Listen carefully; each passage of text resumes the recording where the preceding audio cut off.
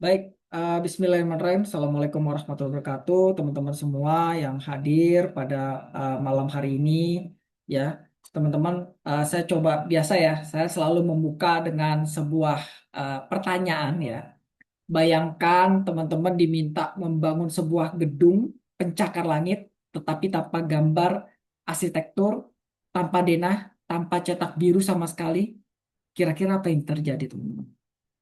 Ya kan? Apakah bangunan itu mungkin berdiri tapi nggak akan kokoh, nggak akan efisien dan mungkin runtuh teman-teman ya.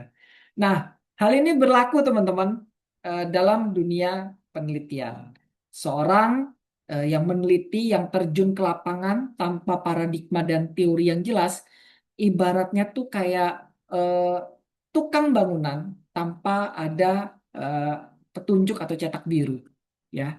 Jadi teman-teman mungkin mengumpulkan banyak data, wawancara banyak orang, membaca banyak literatur, tetapi semua itu nggak menjadi tumpukan informasi yang bermakna. Nah, kalau kemarin kan saya bilang ya. Nah, hari ini kita akan membedah bersama bagaimana cetak biru sebuah penemuan. Bagaimana paradigma dan teori itu bekerja sebagai instrumen navigasi seorang peneliti dalam menentukan kebenaran ilmiah. Oke, teman-teman semua, kita coba lanjut ke slide selanjutnya. Nah, ini dia. Teman-teman semua yang saya banggakan ya. Jadi kalau kita berdiri ya di tengah pasar yang cukup ramai, suara pedagang, teriakan, ya aroma makanan, kendaraan yang lalu lalang dan bertanya-tanya apa sebenarnya yang terjadi, ya. Mengapa orang-orang berperilaku seperti ini? Nah, itulah wajah asli realitas. Kacau, kompleks, dan gak terstruktur, teman-teman. Jadi kalau dilihat dari slide ini, ya ini menegaskan sebuah kebenaran yang mendasar. Jadi penelitian itu bukan sekedar mengumpulkan data, tapi penelitian adalah sebuah sistematis untuk menavigasi kekacauan dan menemukan kebenaran yang tersembunyi di balik eh, ilmu pengetahuan.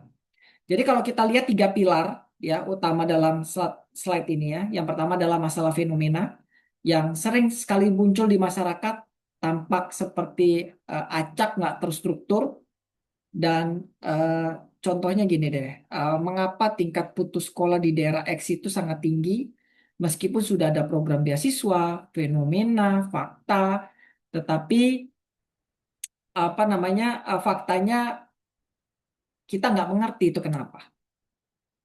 Itu fenomena. Nah, tujuannya kalau kita lihat penelitian ini hadir sebagai cara sistematis untuk menemukan kebenaran di balik fenomena tersebut. Jadi kita itu nggak bisa mendebak-nebak. Kita butuh prosedur, logika, dan bagaimana kerangka berpikir. Nah, yang ketiga adalah kebutuhan. Di sini poin krusialnya, teman-teman. Tanpa kerangka kerja, peneliti itu akan tersesat nih di lautan data. Ya. Jadi kita membutuhkan dua instrumen navigasi utama. Yang pertama adalah paradigma dan yang kedua adalah teori. Nah, kalau analogi sederhananya itu paradigma itu adalah kompas, teori itu peta.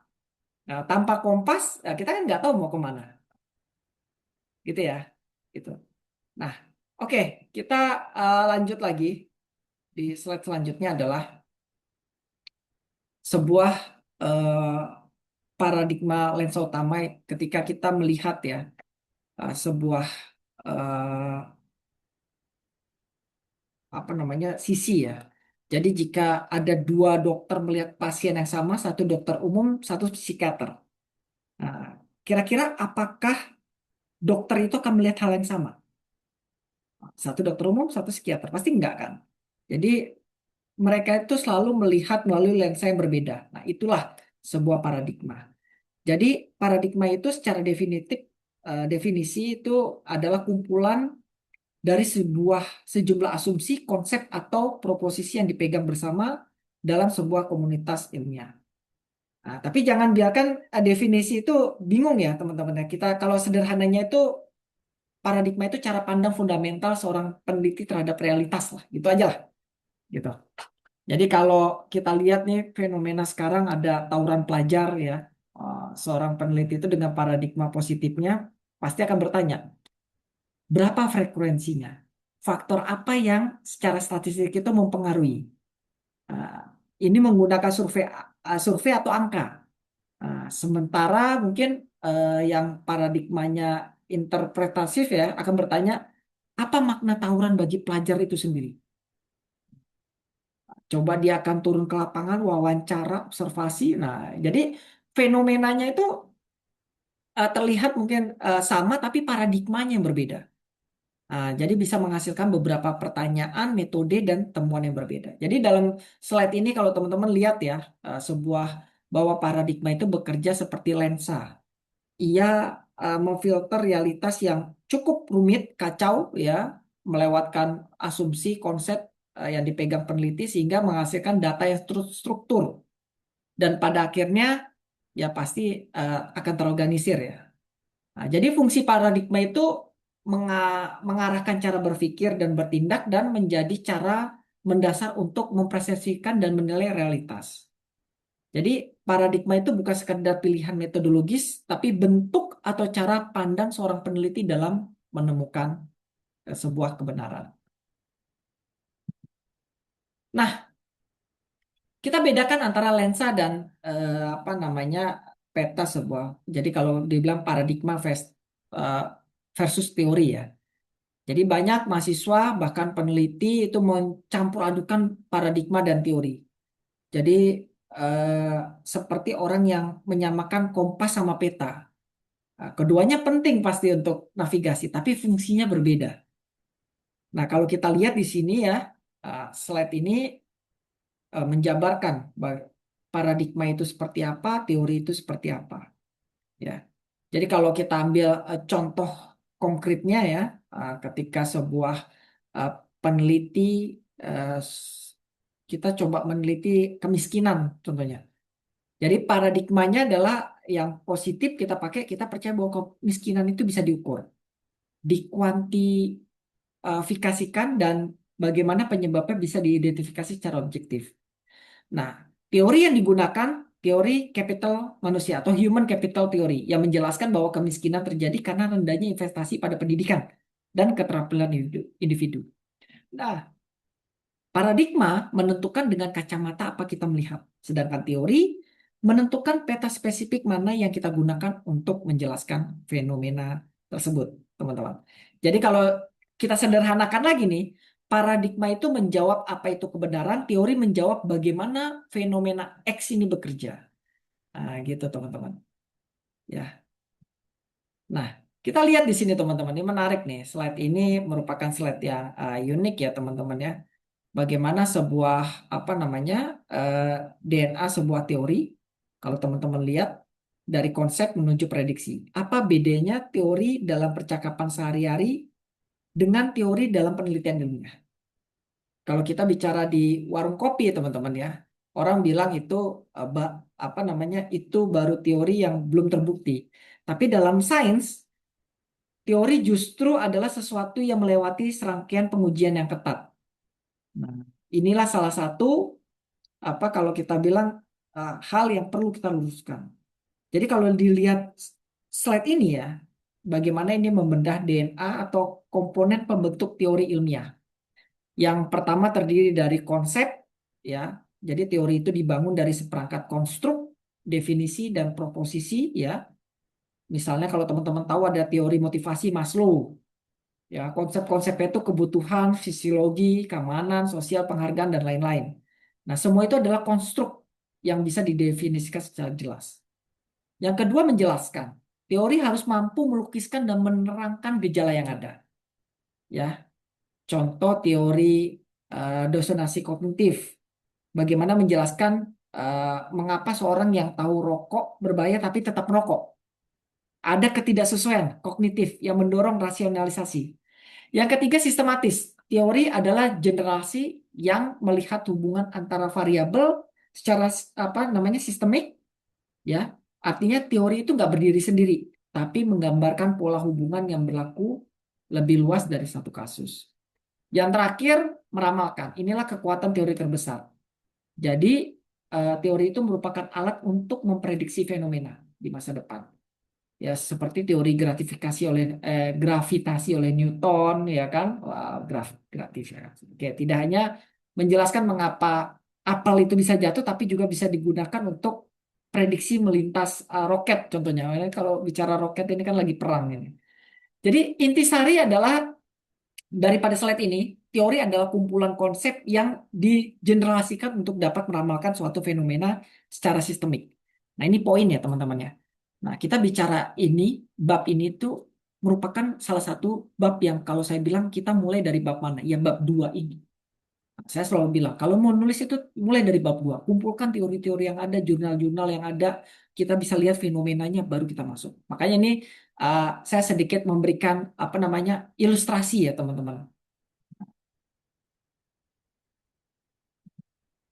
Ini teman-teman, kalau kita lihat ini bagaimana sebuah apa namanya teori sebagai perangkat navigasi siklus kegunaan.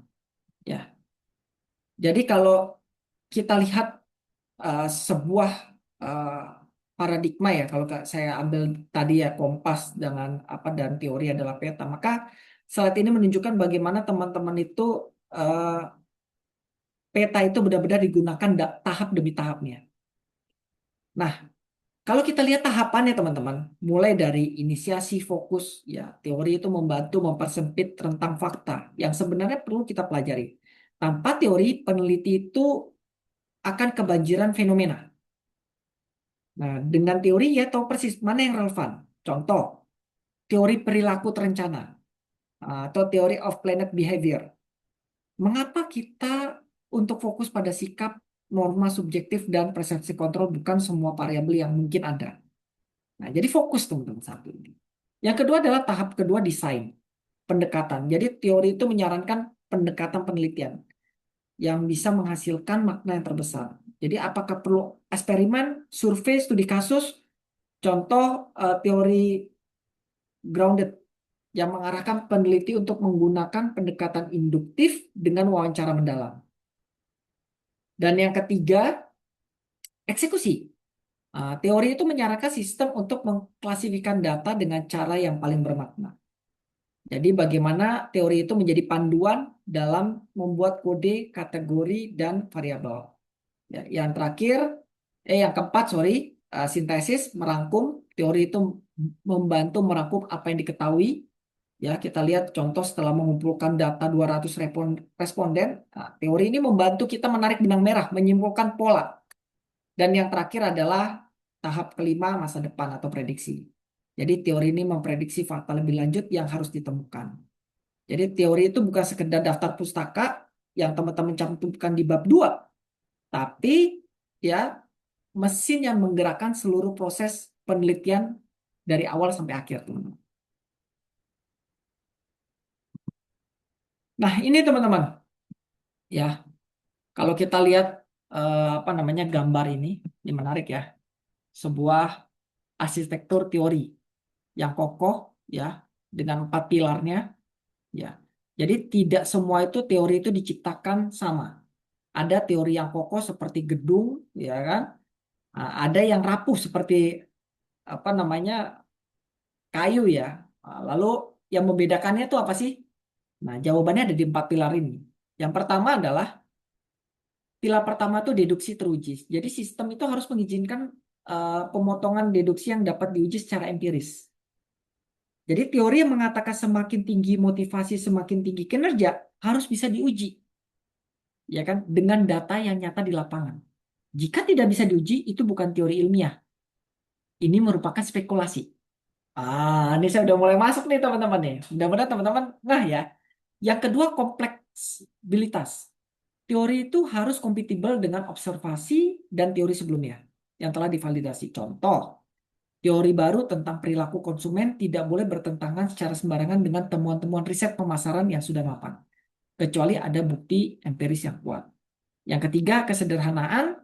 Teori harus dinyatakan dalam istilah sederhana, bukan ini bukan berarti itu teori itu harus dangkal ya, tapi teori yang baik itu mampu menjelaskan fenomena kompleks dengan cara yang paling efisien dan elegan.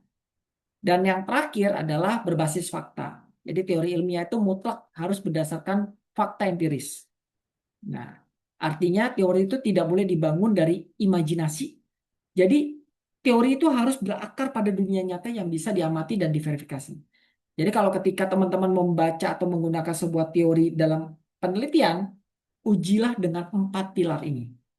Apakah teori ini bisa diuji? Apakah konsisten dengan pengetahuan? Apakah cukup sederhana dan berbasis fakta? Nah, jadi poinnya itu teman-teman. Nah, mudah-mudahan teman-teman udah, oh maksudnya ini nih. Nah, oke, ini teman-teman kita lihat ya mengapa kesederhanaan ya menentukan kualitas teori. Jadi kalau Einstein itu pernah berkata segala harus dibuat sederhana mungkin, tapi tidak lebih sesederhana itu. Ini prinsip yang disebut dengan parsimoni dalam sebuah teori ilmiah. Nah, kita lihat di sini ada teori buruk dan teori baik. Nah, gitu. Teori buruk itu over engineered. Jadi kalau kita pengen ke Jakarta ke Bandung, tapi memilihnya Jakarta, Surabaya, Medan, Bali, baru Bandung. Nah, ini kompleksitas level, ya. Jadi kritis, penuh variabel yang tidak perlu, jalurnya berputar-putar, asumsinya terlalu berlebihan. Nah, ini suatu teori yang kurang baik. Nah, teori yang buruk itu ditandai dengan terlalu banyak variabel yang nggak relevan, jalur logika yang berbelit, dan asumsi yang menumpuk tanpa bukti yang jelas. Nah, teori yang baik, ya, jadi kalau kita lihat ini ya, bagaimana sebuah mencari jalur yang paling langsung dari fenomena penjelasan, asumsinya minimal dan efisien. Ya, contoh hukum permintaan dalam ekonomi, sangat sederhana ya. Jika harga naik, permintaan turun. Nah, ceteris paribus ya. Nah, sederhana tapi memiliki kekuatan prediktif yang luar biasa lintas budaya dan zaman. Habis itu kita lihat di sini, jadi inti pesan daripada slide ini adalah teori yang baik ini menyingkirkan kerumitan yang tidak perlu. Semakin sedikit asumsi yang digunakan untuk menjelaskan fenomena dengan akurat, semakin kuat teori tersebut ya. Habis itu eh, kesederhanaan mencegah peneliti tersesat dan dalam variabel. Jadi kalau kita lihat ya di slide ini teman-teman, ya ini sangat relevan ya. Seringkali kita tergoda memasukkan sebanyak mungkin variabel dengan harapan peneliti itu tampak komprehensif. Padahal penelitian yang baik justru adalah penelitian yang fokus dan tajam. Nah, ini nih. Oke. Nah, ini dia slide sebelum terakhir ya, teman-teman ya. Kekuatan utama teori memprediksi fakta baru. Jadi pada tahun 18 sekian lah ya, bagaimana seorang astronom, kalau saya ini kan ya, Urbain ya, memprediksi keberadaan planet Neptunus bukan karena ia melihatnya, tapi karena teori gravitasi Newton yang menunjukkan bahwa harus ada sesuatu yang di sana yang mengganggu orbit Uranus. Dan benar, Neptunus ditemukan tepat di mana teori itu memprediksinya. Nah, jadi kalau teman-teman baca ya, wah ini apa namanya, lihat ini sumbu Y, eh, prediktibilitas X itu waktu. Nah, lingkaran kiri teman-teman eh, data yang saat ini diketahui, hasil observasi dan lain-lain. Garis teori itu memproyeksikan ke depan. Nah, target di kanan, teman-teman, fakta lebih lanjut yang belum ditemukan. Nah, ini menggambarkan teori ini nggak hanya merangkum apa yang sudah diketahui, tapi menunjuk ke arah di mana fakta baru menunggu untuk ditemukan. Nah, dalam konteks pendidikan, ya, kita tahu ada namanya teori self-determinant. Bagaimana memprediksi bahwa jika siswa itu memiliki otonomi atau kompetensi berhubungan dalam belajar ya, pastinya ya, maka motivasi intrinsik mereka akan meningkat. Ini sebuah teori, teman-teman, ya kan? Jadi kalau ketika teman-teman memilih teori untuk penelitian, pastikan teori tersebut hanya menjelaskan fenomena yang teman-teman teliti, tetapi juga membuka kemungkinan prediksi yang bisa teman-teman uji. Jadi teori itu bertindak bertindak seperti lampu sorot ya ke masa depan, membantu sebuah penelitian untuk mencari fakta spesifik ya di area yang belum pernah dieksplor sebelumnya. Nah, penutup teman-teman, izin. Nah, ini ya sebuah gambar yang Mudah-mudahan teman-teman enak ini ngelihatnya ya. Ekosistem penemuan bagaimana semuanya terhubung. Jadi kalau kita mengunjungi sebuah komponen penelitian, ya, bagaimana semuanya bekerja sama dalam satu ekosistem hidup dan berputar tanpa henti. Jadi kalau kita lihat step pertama yang merupakan paradigma, semua dimulai dari sebuah paradigma ya. Bagaimana menentukan cara pandang, apa itu, apa realitas, objektif, konstruksi sosial, dan apakah kebenaran ini bisa diukur atau atau harus diinterpretasi ya. Nah, yang kedua, step kedua, bagaimana melihat fenomena itu.